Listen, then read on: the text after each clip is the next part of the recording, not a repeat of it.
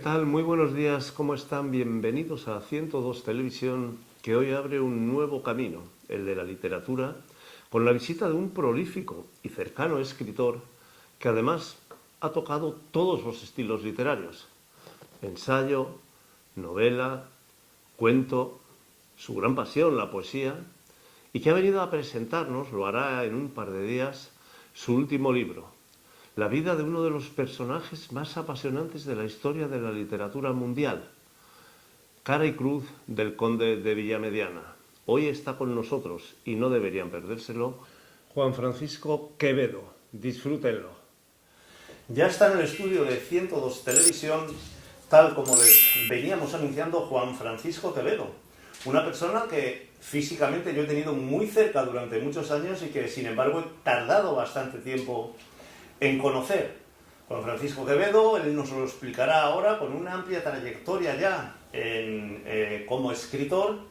Va a presentar muy pronto en Madrid, dentro de unos días, su último libro, del que hablaremos al final del programa extensamente. Juan Francisco, muy buenas tardes. Muy buenas tardes, José Luis. Un gusto estar aquí con vosotros en 102 TV.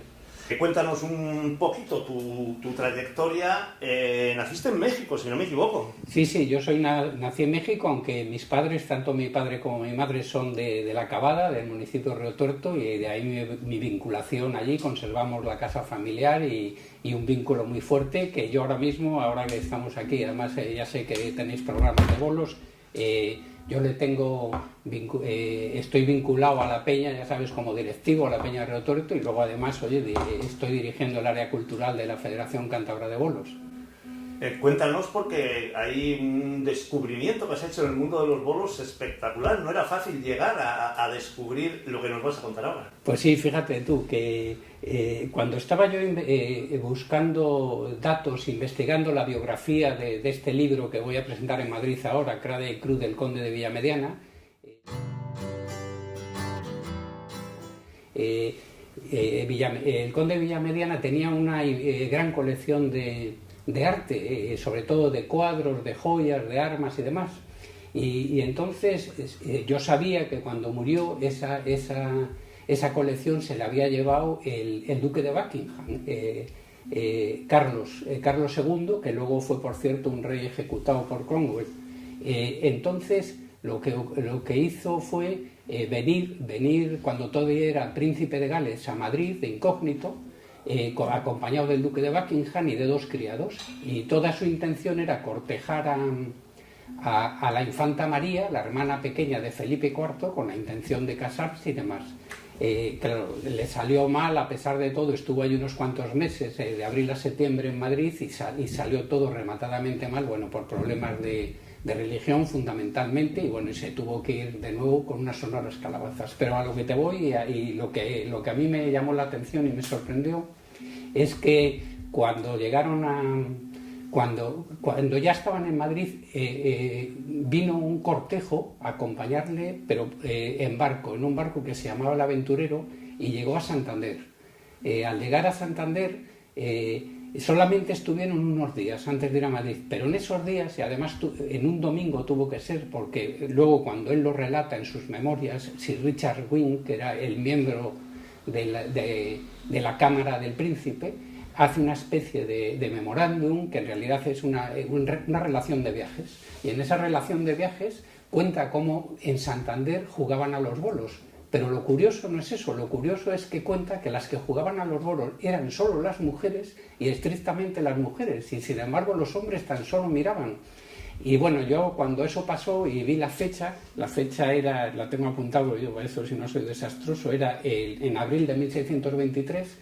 Yo, al descubrirlo, digo, pues ¿a quién le voy a preguntar esto? Que igual es importante, y llamo a quién voy a llamar, a José Ángel Hoyos. Llamo a José Ángel, que es un buen amigo, y me dice, pues sí es importante, si se adelantan unos años, que es de 1627 la primera referencia histórica. Entonces ya recurrí al texto original, y una vez que tuvimos el texto original, mi hija es profesora de español en universidades americanas, lo ha sido en Harvard, ahora lo es en Chicago, y me lo tradujo, y tengo aquí la traducción exacta, porque es muy curioso. Y dice así: Algunas mujeres bailan y la música con la que lo hacen no es otra que sus propias voces, utilizando como un pequeño tambor que hacen sonar con sus dedos. Las mujeres practican un ejercicio muy conocido en Inglaterra, que es colocar los bolos y tirar la bola hacia ellos. Esto solamente lo hacen las mujeres. Pues de esa manera describe cómo tocan la pandereta, cómo cantan y luego cómo juegan a los bolos, ¿no? Y esa es la primera referencia. Esto es un dato interesante y curioso. Y casual. Sí, sí, muy interesante. Hablaremos un poquito más de bolos porque tienes más escrito sobre ellos. ¿Llegó tarde tu afición a escribir, por lo menos a publicar, sí, pasada ya la cincuentena? Sí, sí. ¿Empezaste a escribir tarde o escribías y no te atrevías a publicar? No, yo escribo desde que tengo pues más o menos 14 años. Yo siempre recuerdo cuando tuve así, además lo tengo muy nítido en la memoria, fue leyendo las coplas a la muerte de su padre, de Jorge Manrique. Ese poema a mí me encantó y ya empecé entonces como a hacer así versos un poco, vamos, infantiles, luego pues también versos así, pues cuando alguna chica te gustaba, estas cosas que se hacían así, pero bueno, siempre he tenido esa afición, siempre he escrito y luego no es que no me atreviera a publicar, lo que pasa es que como tú bien sabes, yo he estado ahí en Bielva un poco a mi aire, no me he relacionado prácticamente con el mundo literario, salvo con 4 amigos que siempre he tenido. Y ahí he ido haciendo una obra hasta que ya por fin pues me decidí a publicar y bueno, ahí ya ha ido todo rodado hasta los 15 libros o por ahí que llevo ahora y que espero que solo sea el principio de unos cuantos más. Aclaramos que eres licenciado en farmacia, por eso has estado en Herrerías durante muchos años al frente de la farmacia. Primera publicación 2014, Ana en el mes de julio, cuéntanos. Pues sí. Cuéntanos qué nos cuentas. Sí, Ana en el mes de julio, pues es una novela que además es de corte generacional. Yo creo que para todos los que pues fuimos jóvenes en la época de la transición, un poco, pues yo cuando en el año 77 tendría 17 años y fue un poco cuando vivimos cuando emergió, pues hombre, un poco todas las libertades que había, sobre todo en la juventud y demás, ¿no? Y cómo cambiaron las maneras de relacionarse la gente entre sí. Yo recuerdo el primer discurso de Adolfo Suárez, ¿no? Que estábamos acostumbrados al anterior presidente, a Carlos Arias, que bueno, era no sé si tétrico, pero por lo menos de una seriedad y una circunspección terrible, ¿no? Y sin embargo yo me acuerdo del primer discurso de Suárez, le recuerdo, a pesar de lo joven que era, en un sofá en su casa, en mangas de camisa, de una manera muy informal, con un lenguaje absolutamente distinto, ¿no? En la novela se desarrolla solo en 6 o 7 días de julio, y refleja un poco ese cambio que hubo en la sociedad, en las relaciones paterno-filiales, que antiguamente pues, hombre, eran mucho más, digamos, más autoritarias, un poco esas relaciones se suavizaron. Lo mismo pasa en la escuela, que los maestros eran de orden y mando, luego todo se va un poco suavizando también, en el ejército, en todo, y lo hago todo a través de una muchacha y de un policía, y se desarrolla en Santander capital toda la novela, en el Santander del año 77.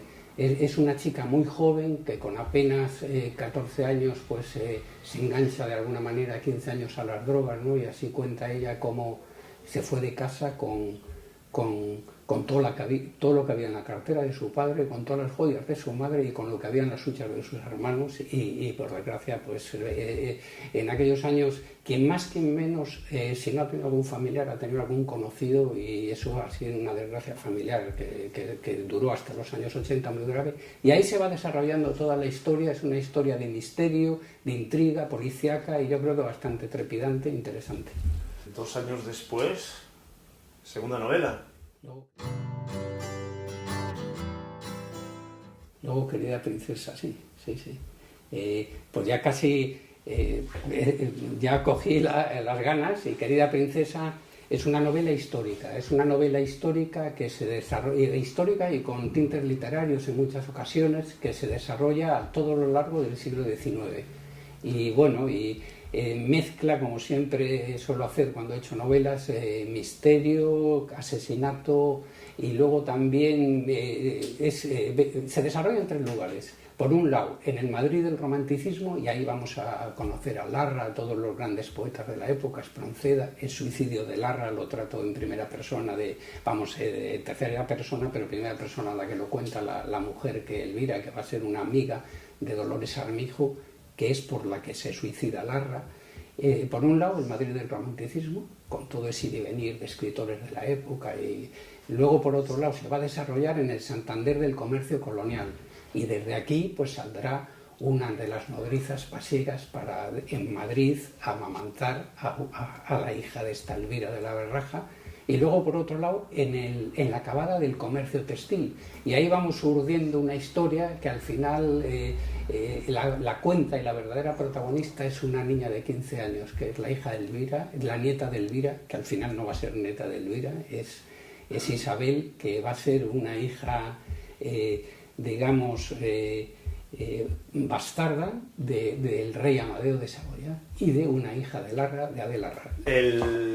Solo un año y algo que evidentemente te apasiona, la poesía. Sí, la poesía es algo... Nueva publicación. A lo que estoy ligado. El primer libro de poesía es El Sedal del Olvido.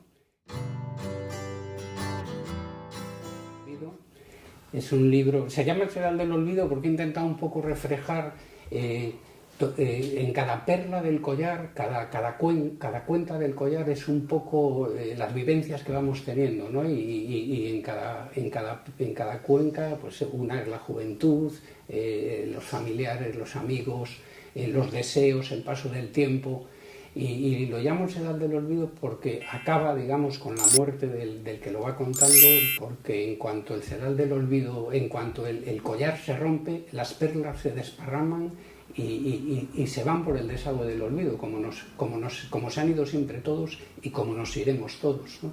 Presume un poco, han sido traducidos tus poemas al inglés, han salido en importantes revistas a nivel internacional, sí. Cuéntanos. Sí, pues los poemas del Sedal del Olvido, muchos de ellos han sido traducidos por una profesora de literatura comparada especializada en lengua hispánica y en lengua rusa, que además de la Universidad de Harvard, a la que tuve el gusto de conocer cuando estuve allí en la universidad, además, y además pude ver lo que es la vida universitaria, el campus, las bibliotecas, los 2 fabulosos museos que tienen, y eso, vamos, si no llegase por eso no hubiera sido posible. Luego eso se han publicado en una revista que edita la Universidad de Princeton, que lo hace de manera anual, y bueno, para mí ha sido desde luego entrar en el mercado americano de esta manera, pues ha sido pues un lujo, además de una gran satisfacción. Después vuelves un poquito a casa. ¿Por qué la figura de José Simón Cabalga? Pues bueno, la figura de José Simón Cabalga, yo por supuesto sabía quién era y demás, ¿no? Pero fue un encargo de mi editor, porque le habían encargado, la Asociación de Periodistas de Cantabria le había encargado ese libro para el día que hacen ellos su fiesta y tal, y bueno, es un libro de encargo que me gustó hacer y demás, y luego le presentamos el día de la fiesta de ellos ahí en el casino y demás, y bien, estuvo bien. Continuaste con un ensayo, Pensamiento, Palabra y Poesía. Sí, bueno, ahí de alguna manera digo un poco lo que es mi poética y cómo se desarrolla, mis gustos. La poesía, para mí, viene a ser, pues te puedes imaginar una especie de edificio de 3 pisos, ¿no? En el piso de arriba está el pensamiento, primero ahí es donde lo vas elaborando, en el piso de abajo en el medio está la palabra, que es que esos pensamientos que tienes y esas ideas las vas transformando en palabras con una técnica y demás, y ya por fin se hace la poesía, ¿no? Y de ahí el título, Pensamiento, Palabra y Poesía. Hay algún desarrollo sobre la historia de la poesía, sobre mis gustos, sobre cómo yo creo que debe de elaborarse la poesía. Ya te digo que hay tantas teorías poéticas, casi como poetas, o sea, muchas. Luego la cuestión es que casi no nos lo vemos entre nosotros, ¿eh? Pero bueno, nos gusta y estamos satisfechos con ello. Ya toca el corazoncito, vuelta a casa y una historia que contar. Peña Bolística de Rituerto. Pues sí, mira, eso para mí fue un placer enorme, ¿no? Porque siendo del pueblo, además yo desciendo, mira, eso se me ha olvidado contártelo, mi abuela, por parte de mi padre, sus dos primeros apellidos son Piro Arche, son dos apellidos flamencos y son de los que vinieron a principios del siglo XVII a la Cavada, a la fábrica de cañones. Y bueno, mi vinculación con el pueblo es muy larga. Y cuando José Antonio Abascal, presidente de la Peña Bolística Río Tuerto y de la que tengo el gusto y el placer de ser directivo junto con otros amigos, pues me propuso hacer algo sobre el cincuentenario de la Peña, que como sabes, el presidente de honor del cincuentenario es el actual rey Felipe. Y bueno, desarrollé ahí una especie de historia novelada y luego, por supuesto, rematado con muchos apéndices, con toda serie de datos, y la verdad es que salió un libro, pues yo creo que muy, muy bonito, entretenido y que es del gusto de todo el mundo, sí. Yo no sé si nuestros espectadores son conscientes del ritmo que llevamos y lo que nos queda de publicaciones. Un pintor, Pedro Sobrado. No sé si ha habido alguna pequeña polémica en el Ayuntamiento de Torrelavega que le han puesto el nombre a un instituto últimamente, algo creo recordar. Cuéntanos, ¿quién era Pedro Sobrado? Sí, no, Pedro Sobrado pues es un pintor muy reconocido, además es un pintor de la Escuela de París, que ya lleva muchos años afincado en Polanco y aunque tiene el estudio en la calle Santander, tengo el gusto a raíz de esto, pues tuve muchas conversaciones con él, ya le conocía de antes, ya había estado en su estudio, pero a raíz de esto pues hemos hecho cierta amistad a raíz del libro, estuve tomando notas, me facilitó todo lo que... Pero bueno, a lo que te iba, él es un pintor que ha pasado por muchos y diferentes estilos, pero siempre ha estado en la vanguardia, estuvo en el París del 68. Entonces vivió todo lo que fue la revolución estudiantil, todo el mayo del 68. Uno de sus grandes cuadros está en el MAS, aquí en Santander, y se puede ver, y que se titula así, lo hace en francés, Mai 68, mayo del 68, y es un cuadro magnífico. Y luego, pues, qué decir, que yo creo que Pedro Sobrado luego, a nivel personal, aparte de su categoría pictórica, es un hombre con una gran categoría humana. Y la verdad es que es un placer poder decir que soy su amigo. ¿Qué se siente? Supongo que orgullo, ¿no? Cuando una revista importante, Cuadernos de Humo, te dedica, no sé, ¿cuánto allí a hablar de un monográfico de tu vida y de tu obra? Pues sí, Cuadernos de Humo, que es una revista que se edita en Nueva York, que la dirige, pues yo creo que un poeta de lo más reconocido, un profesor de la universidad, ya jubilado de Nueva York, que es Hilario Barrero. Y cuando me lo propuso, pues oye, a mí me encantó. Yo había colaborado con la revista, con poemas y demás, pero cuando me llamó para hacer un monográfico, pues que recorriera un poco toda mi actividad y demás, pues para mí fue y además luego verlo en papel, pues fue una delicia. Sí, estoy muy, muy contento. Una mirada a nuestro tiempo. Volvemos a la poesía de nuevo. Sí.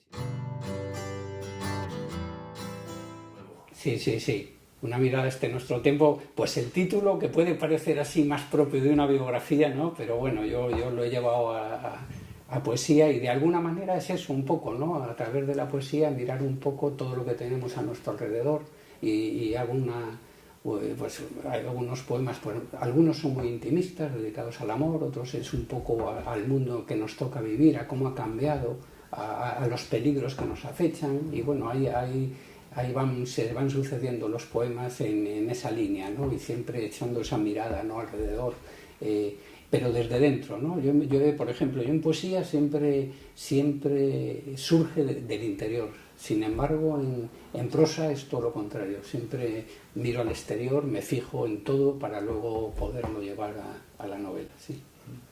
Y volvemos de nuevo a nuestro vernáculo, deporte, un cuento entrañable, Claudia.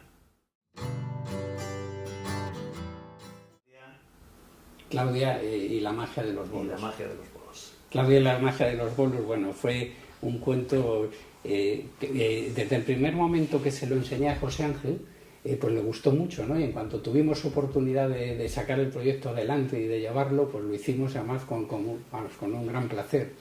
Es un cuento es el sueño de una niña que quiere ser jugadora de bolos. Tiene dos sueños fundamentales, bueno, y muchos más, como todos los niños, pero bueno, lo que más se refleja en el libro: uno, que quiere ser una gran campeona de bolos, y bueno, ella va a su escuela, allí en fin, salen los monitores y demás, y luego por otro lado, también quiere quitarle la escoba a la bruja del tren, ¿no? Entonces, entre esas dos cosas ahí vamos articulando una historia, y yo creo que una historia muy bonita de cómo se pueden llegar a cumplir los sueños, y es un libro además que yo creo que le pueden leer tanto los niños y sobre todo acompañarle los padres y los abuelos. Yo creo que es una lectura amena para toda la familia.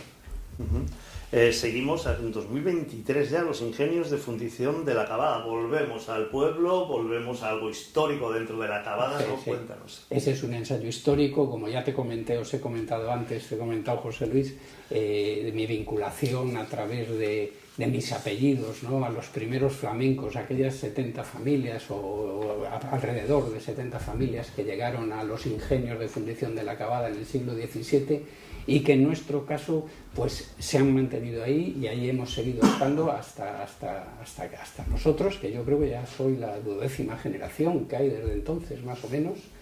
Y bueno, pues he estado investigando, bueno, tengo una bibliografía enorme, me ha llevado mucho de sí me ha llevado mucho tiempo escribirlo, pero lo haces con sumo placer y con muchas ganas, y luego en muchos aspectos está novelada también y salpicado de anécdotas, y yo creo que ha gustado también, y que bueno, es una lectura amena y didáctica a la vez. ¿Me vas a permitir que te lea un verso de Antonio Hurtado de Mendoza? Sí. No te voy a preguntar, no soy tan osado para ser a quien va dedicado el verso, pero sí que te voy a decir que lo desarrolles después todo lo que quieras, porque me parece absolutamente apasionante.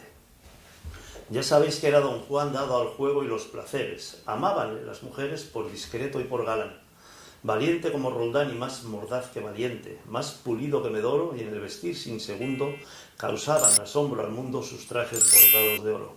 Muy diestro en rejonear, muy amigo de reñir, muy ganoso de servir, muy desprendido en el dar. Tal fama llegó a alcanzar en toda la corte entera, que no hubo dentro ni fuera grande que le contrastara, mujer que no le adorara, hombre que no le temiera.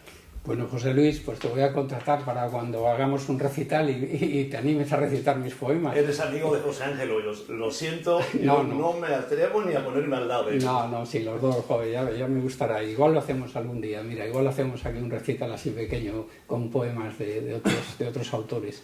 Pues mira, el autor que has citado hace una descripción exacta y un retrato minucioso del protagonista de mi último libro, el que voy a presentar en Madrid, Cara y Cruz del Conde de Millamediana.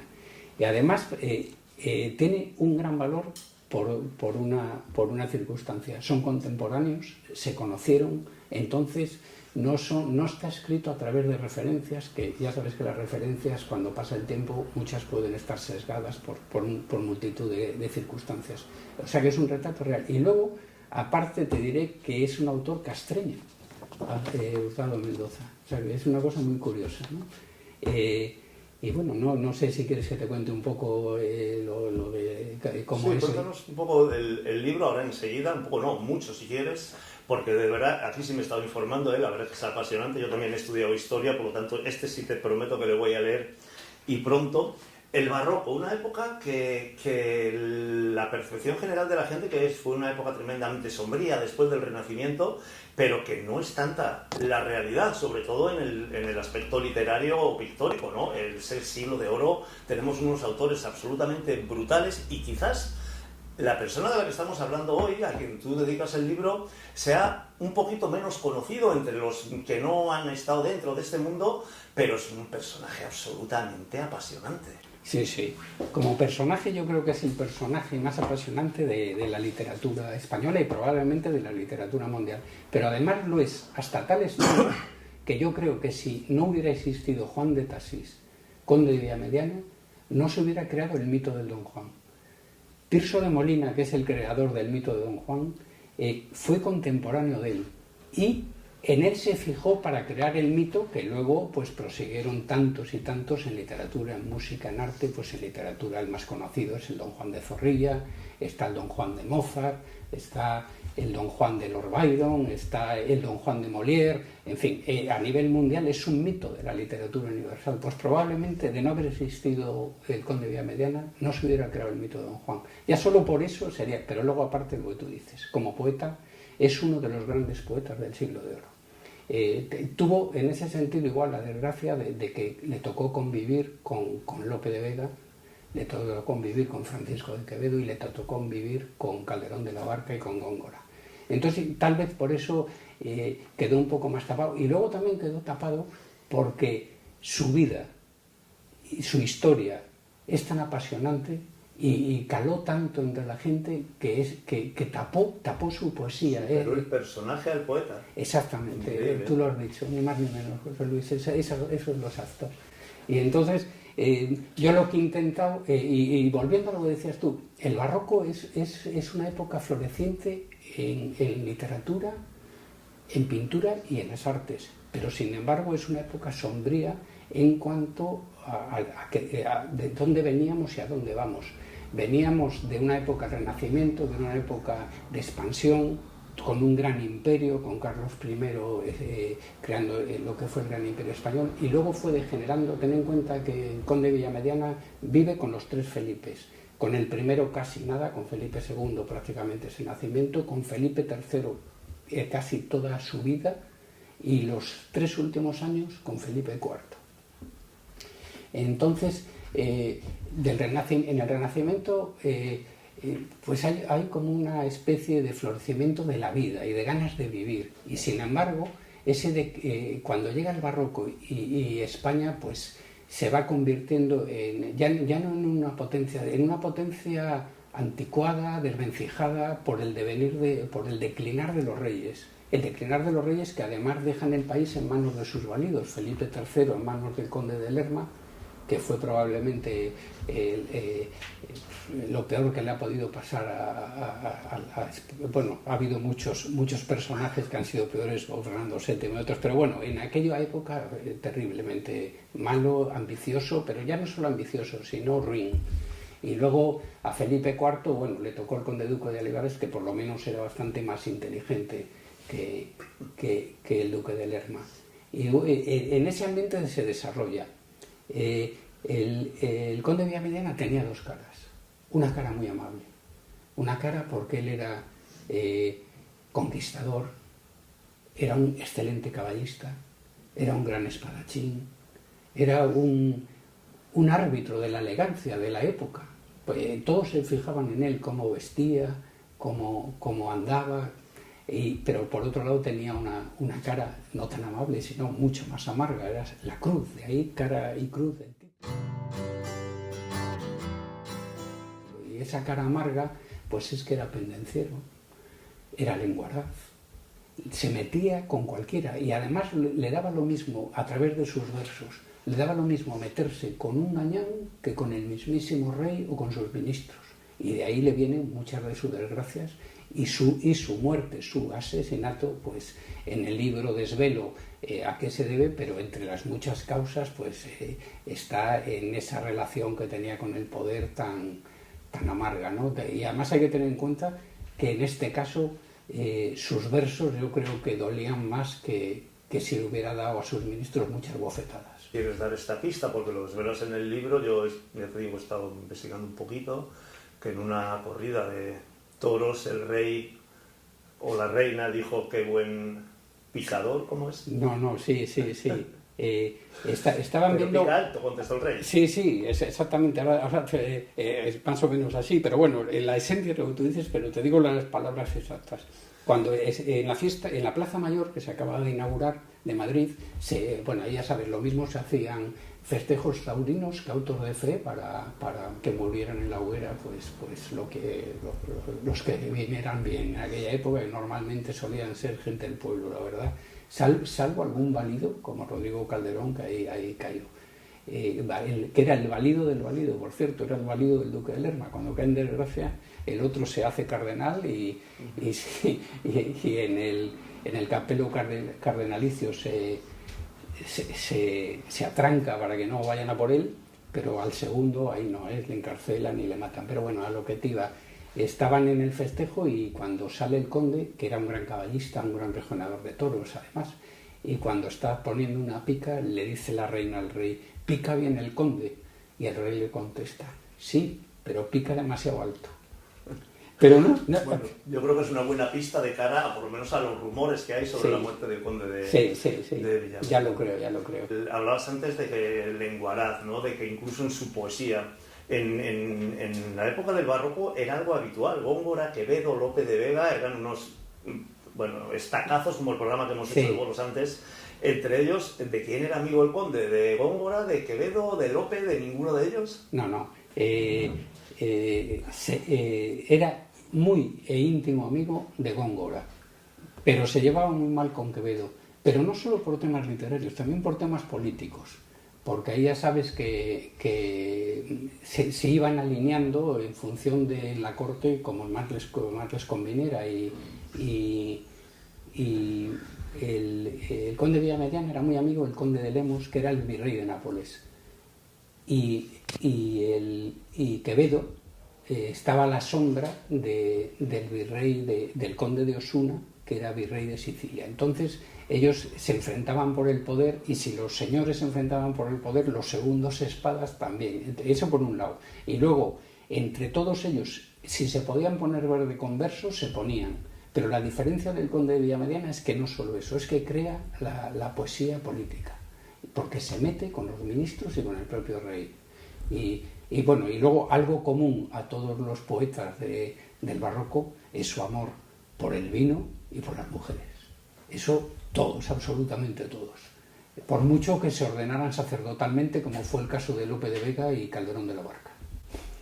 Juan Francisco Quevedo, bueno, apasionante, por supuesto, esta media hora que hemos compartido. Te deseamos, lógicamente, todos los éxitos. Le pedimos también a nuestros espectadores que investiguen un poquito el resto de tu obra, que vaya bien esta presentación en Madrid, seguro que sí, este próximo viernes. No sé si quieres decir algo más para despedirnos. Ha sido un auténtico placer tenerte hoy con nosotros. Simplemente, como sé que hay aficionados a los bolos en Madrid, y que va a ser en la Casa de Cantabria el viernes 7 de junio a las 7 de la tarde, y si alguno está interesado, allí le recibiremos con muchísimo gusto. Y muchas gracias, José Luis, por todo. Gracias a ti.